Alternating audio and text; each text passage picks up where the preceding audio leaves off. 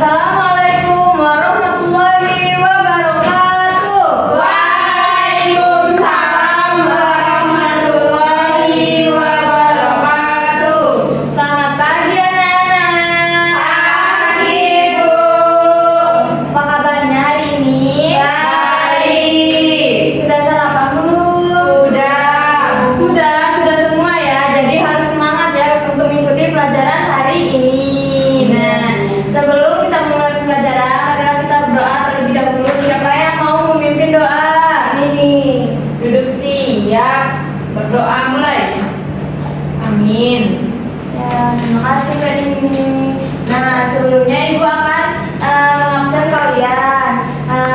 Kira-kira siapa yang hari ini nggak masuk? Masuk semua. Masuk semua. Semuanya masuk. Gak ada yang nggak masuk ya? Ya, Bu. Iya. Nah, pada pelajaran hari ini kita akan belajar tentang bab 6 Indonesia Kaya Raya. Topik A, bagaimana bentuk Indonesiaku. Nah, sebelumnya kita akan menyanyikan lagu wajib nasional, yaitu Halo Halo Bandung, untuk meningkatkan rasa nasionalisme kita. Berdiri untuk menyanyikan lagunya.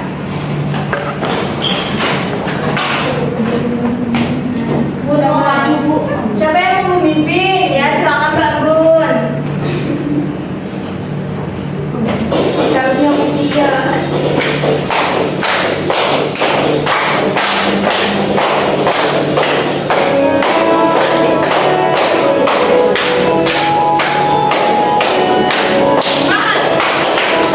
Halo, halo Bandung, ibu kota beribadah.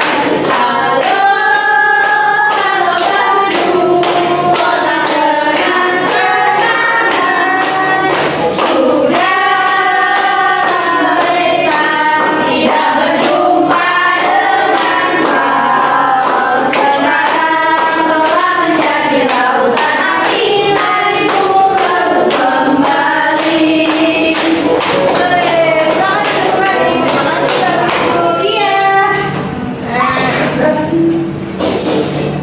Selanjutnya itu ada tujuan pembelajaran pada pagi hari ini, yaitu melalui media pembelajaran PowerPoint yang disajikan, peserta didik dapat menguraikan bagian-bagian yang menyusun peta. Melalui kegiatan diskusi kelompok, peserta didik dapat menyimpulkan informasi dari sebuah peta yang benar.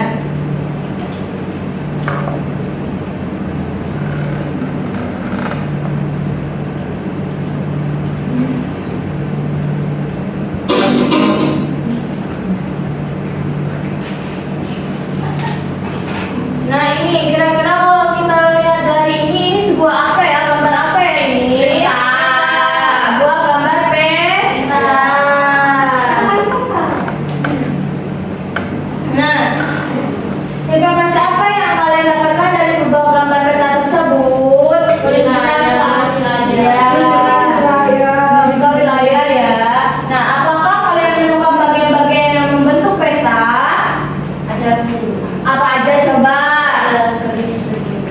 Ya, Ada lalu insertnya. ada insert, lalu Kompas. kompas, selanjutnya ada apa lagi? Ada jalan raya itu. Di jalan raya. Gunung. Ya, gunung, simbol ya, simbol. Lalu ada judul peta. Nah, lalu apa saja yang ada pada bagian peta ya? Tadi kita sudah jawab ya. Selanjutnya. Nah, itu tuh ada judul peta, ada bagian-bagian peta ya ini anak-anak.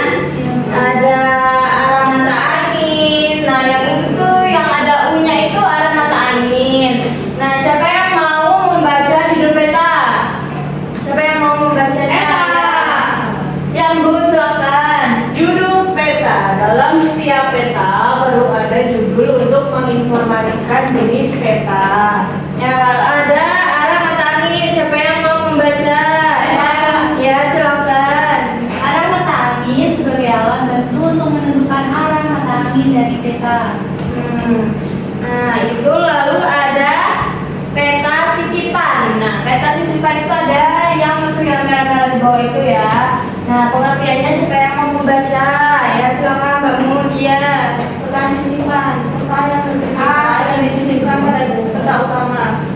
Pada contoh kita di atas disebutkan tentang kota Makassar yang lebih jelas sebagai ibu kota Provinsi Nusa Tenggara Barat.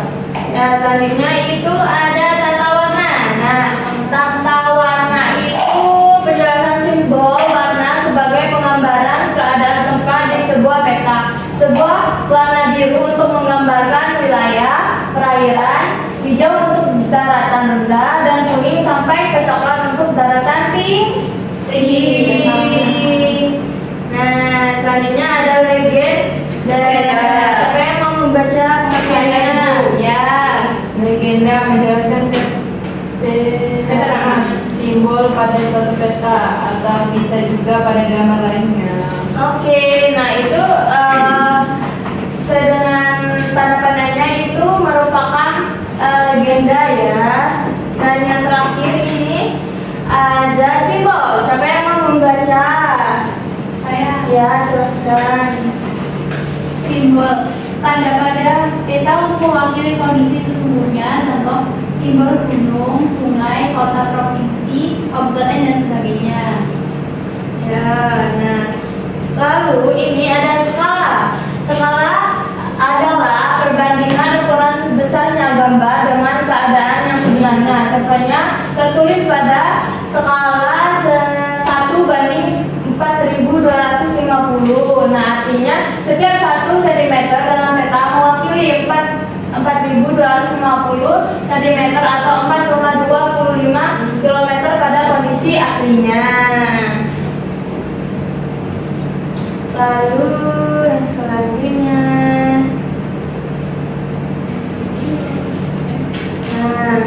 nah ini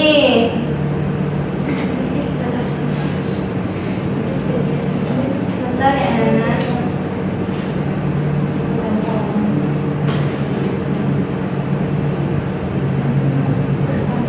Nah ini Ibu ada video tentang mengenai komponen-komponen peta. Ibu harap untuk mengamati dengan baik ya, didengar dengan seksama tentang komponen-komponen peta.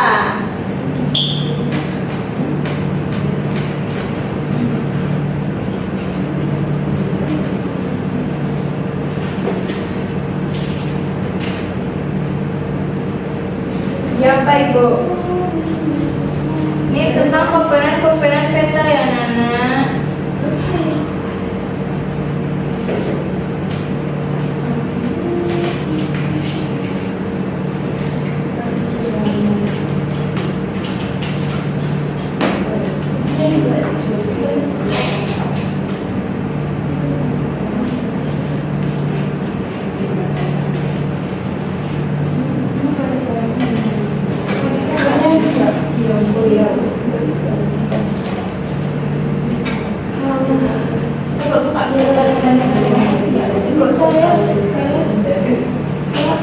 Tadi kan udah dijelasin kan? Iya.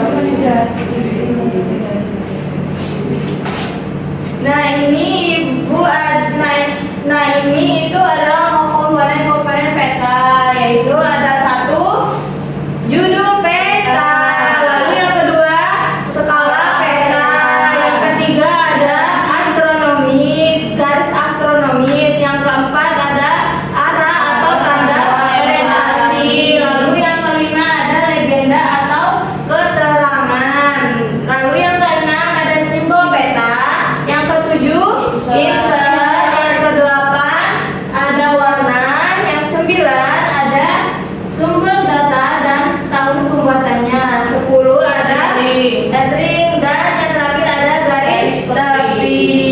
Nah, lalu ini itu ada peta yang di sampingnya itu ada, nah yang di sampingnya yang samping sebelah kiri kanan itu ada peta provinsi NTB.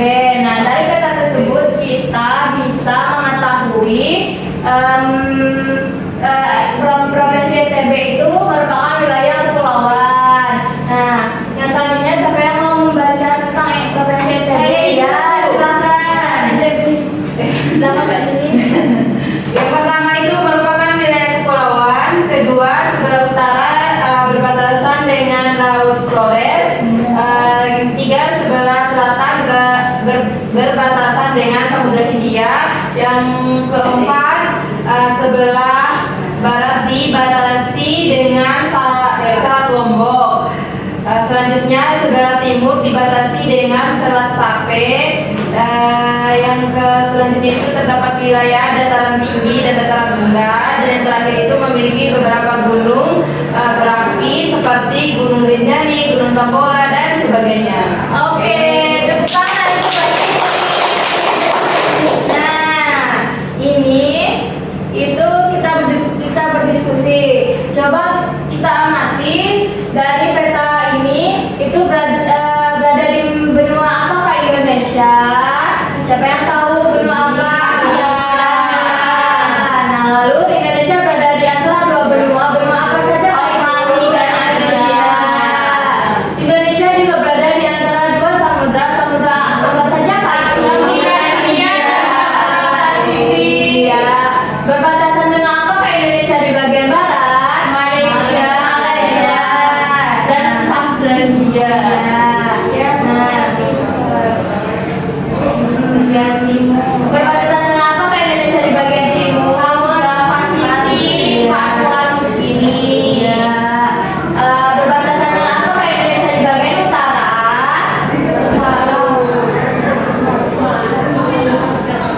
Belum tahu ya.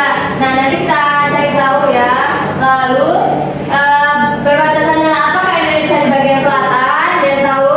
Selatan itu Australia, Bu. Ya, Australia ya itu.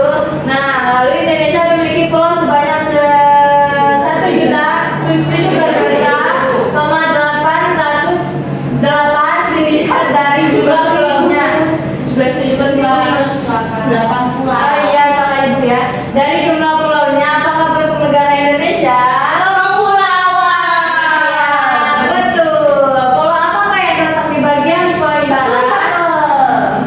Paling barat, timur, selatan, dan utara Indonesia? Kalau barat Sumatera, timur Papua, utara Riau, Kalimantan itu mah. Utara kan apa? Utara Kalimantan, itu daerah Selatan. Jawa, Ya. Selatan, Bali. NTT, Bali dan Ya. kawan-kawannya. Jawab. Jika dibandingkan manakah yang lebih besar, wilayah lautan atau wilayah daratan Indonesia? Oke, tepuk tangan untuk kita semua. Nah ini tadi jawabannya ya. Nah, ini benua Asia, betul kan tadi kita? Nah ini nomor 2 itu benua Asia dan Australia. Benua Hindia dan Pasifik. Lalu ada Papua Nugini dan Samudra Pasifik. Benar nggak tadi kita jawabannya? Betul. Nah, negara Malaysia, Timur Singapura, betul tadi yang Mbak Muti ya jawabnya. Nah, selanjutnya samudra ini kita betul tadi.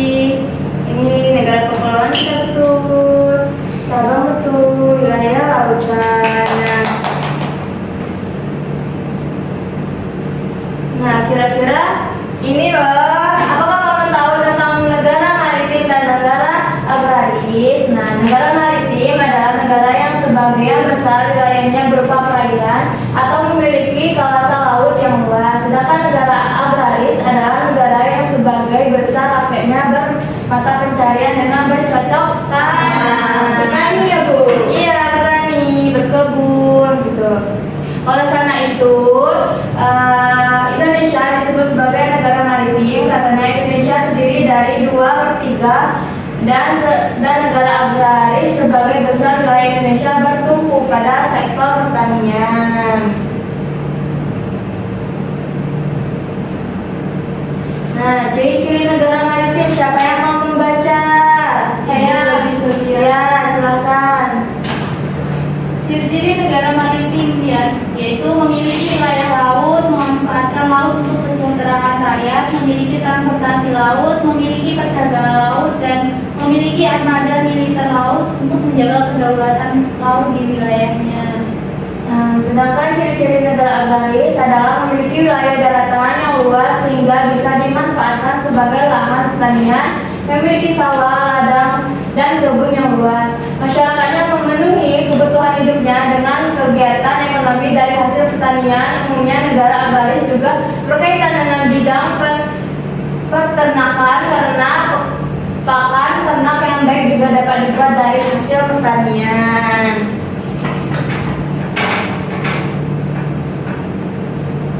Itu,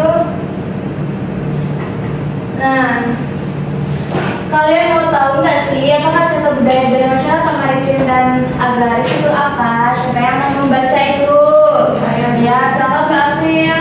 Masyarakat yang tinggal di daerah maritim maupun agraris nantinya memiliki budaya yang dipengaruhi oleh kebiasaan masyarakat dan kondisi alam daerahnya, yaitu budaya maritim dan budaya agraris.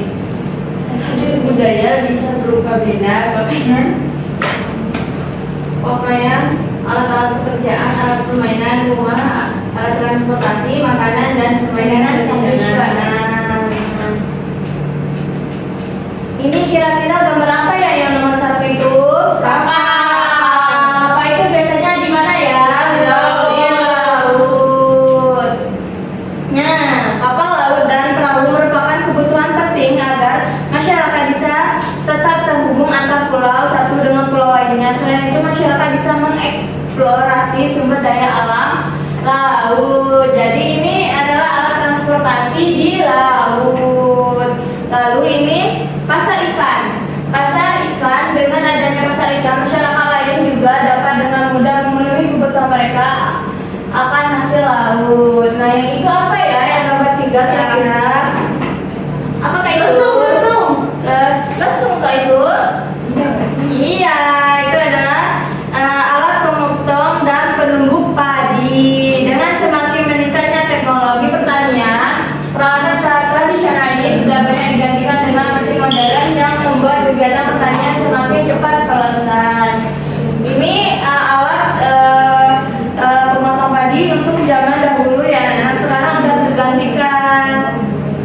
Nah, dan yang terakhir ini festival laut atau festival padi. Peserta ini juga sebagai ungkapan doa agar hasil laut atau hasil panen mereka tetap melimpah. Contohnya pesta laut atau hajat laut yang rutin dilakukan para nelayan di pantai Pangandaran, Jawa Barat setiap bulan Muharram. Masyarakat Dayak Kayan di Bulungan, Kalimantan Utara juga memiliki pesta panen padi yang dikenal dengan nama Lek Mali Au Kabang. Nah, kira-kira di tempat daerah kalian ada nggak pesta laut gitu?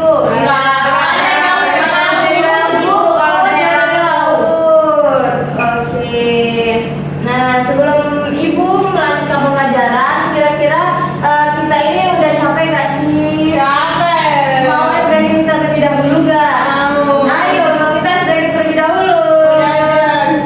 Ayo bangkit, berdiri. Ice breaking seperti yang biasanya ya, udah tahu kan? Buka tutup itu. Oh, iya, Bu. Ya, 1, 2, 3, buka tutup, buka tutup, bertepuk tangan. Buka tutup, bertepuk tangan lagi. Digulung-gulung, lalu tersenyum. Digulung-gulung, lalu tertawa. Kembali lagi, buka tutup, bertepuk tangan. Buka tutup, tepuk tangan lagi. Digulung-gulung, lalu tersenyum. Digulung-gulung, lalu tertawa. Duduk lagi. Nah, Ibu akan membagikan soal LPPD ini secara berkelompok ya. Nah, Ibu bagi 2 kelompok. Yang pertama kelompok Mutia, Eva, sama Anggun. Nah, ini. Lalu yang kedua ada Nini, April, sama Mbak Elisa. Nah, Ibu kasih juga petanya untuk menyelesaikan kegiatan ya kalian ya. Iya, Bu. Ini Ibu kasih waktu 10 menit cukup. 5 menit aja deh. Cukup kan? Cukup Ibu. Kalau ada yang mau ditanyakan silakan.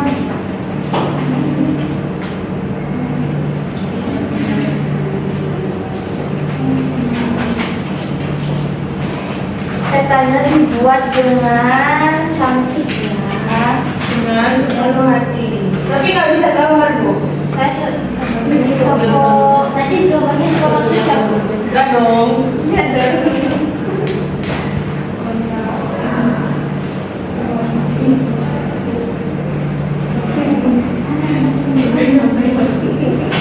Ini apa Ani? Iya timurnya merah.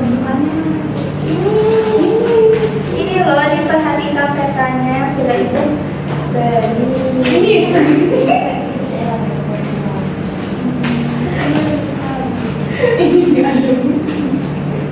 Jadinya kayak amuba Bu. ya makanya gambarnya yang betul ya, yang semirip mungkin.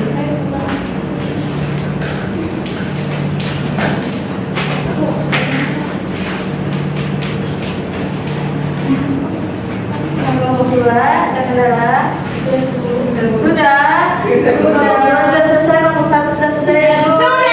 Sudah. Siapa yang mau presentasi kalau itu? Eva. Ya sekarang nomor 2 dulu. Berdua Ibu. Kalau berdua silakan. Berdua. Temanin. Ada kegiatan Assalamualaikum warahmatullahi wabarakatuh. Kami dari kelompok 2 akan mempresentasikan hasil diskusi kami. Ada kegiatan 1. Pertanyaannya itu berdasarkan kondisi geografis, apakah Indonesia bisa dibilang negara maritim atau agraris? Jawabannya itu bisa, karena wilayah perairan di Indonesia lebih luas dari daratannya. Terus kedua, apa manfaat dan potensi yang dimiliki oleh negara maritim dan agraris? Jawabannya itu menjadi jalur strategis dalam perdagangan ekonomi dunia dengan memanfaatkan laut sebagai media perhubungan dan transportasi.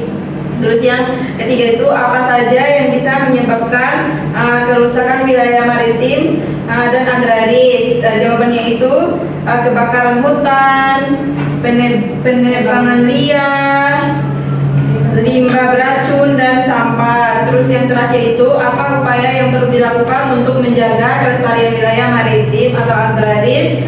Jawabannya itu yang pertama tidak menangkap hewan dan tumbuhan langka. Yang kedua hemat energi dan hemat air. Yang terakhir itu mengurangi penggunaan kantong plastik. Yang akan di kegiatan akan dijelaskan oleh teman saya. Ya, jadi ini kegiatan 2 disuruh untuk menggambar peta provinsi Indonesia beserta komponennya. Ini peta yang kami gambar. Sudah mirip dengan itunya belum? Mana contoh petanya yang Ibu kasih tadi? Ini juga ada keterangannya ya Ibu. Ya. Coba sebutkan keterangannya di sini ada apa aja. Ini judul. Ya. Ini bentuk arahnya. Ya. Kemudian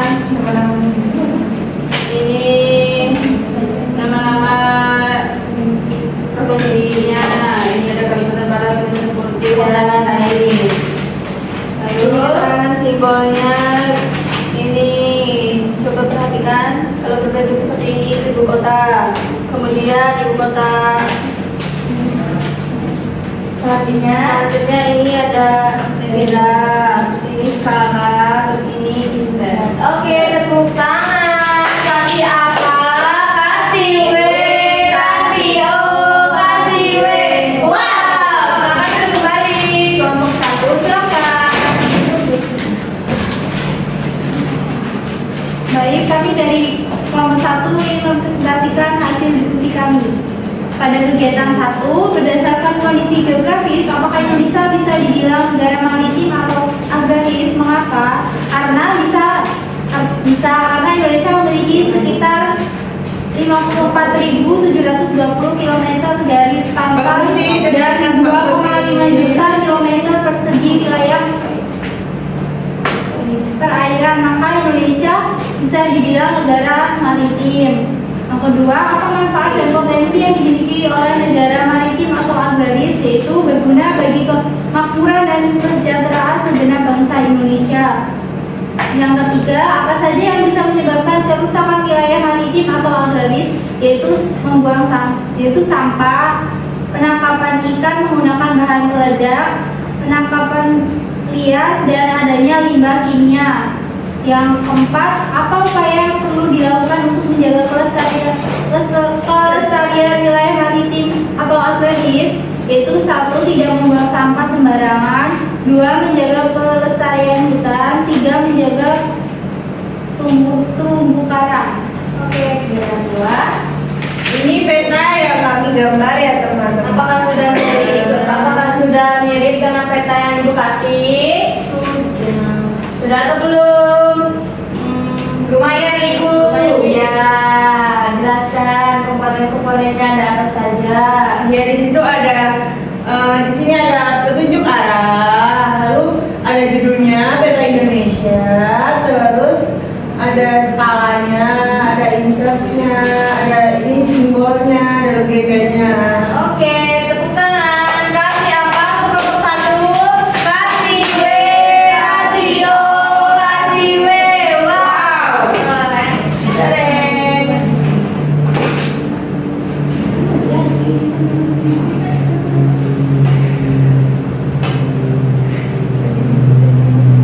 Nah, sekarang karena pembelajaran kita udah hampir selesai, Ibu akan bertanya, apa saja kesulitan dalam menyelesaikan materi? Menggambar peta.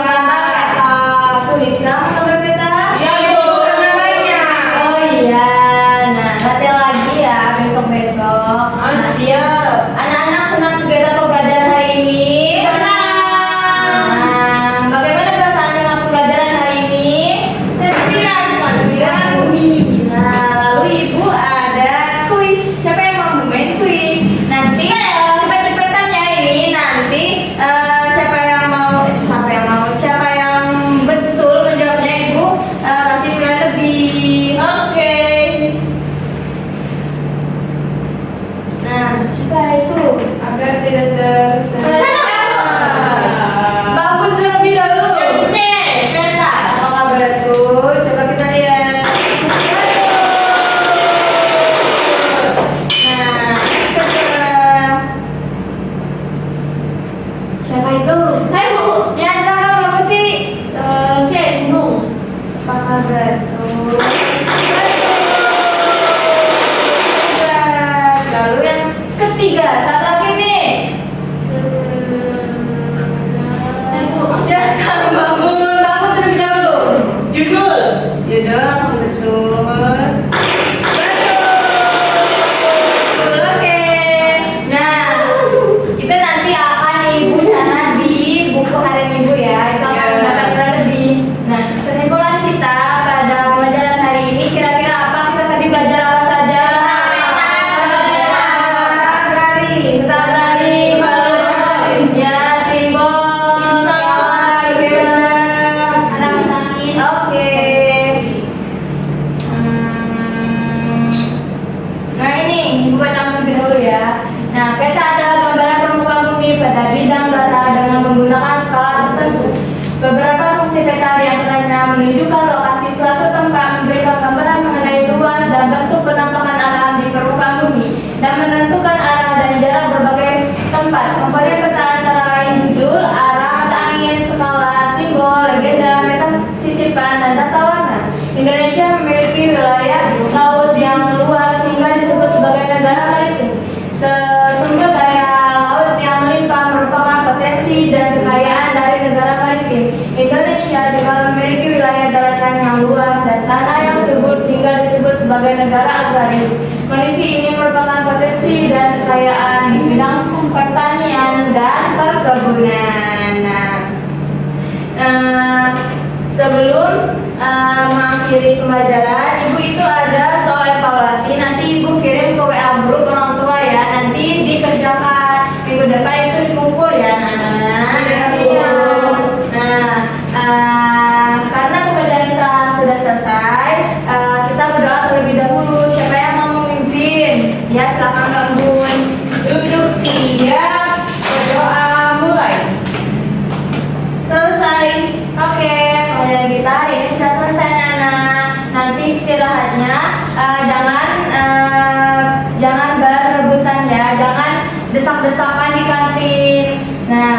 akhiri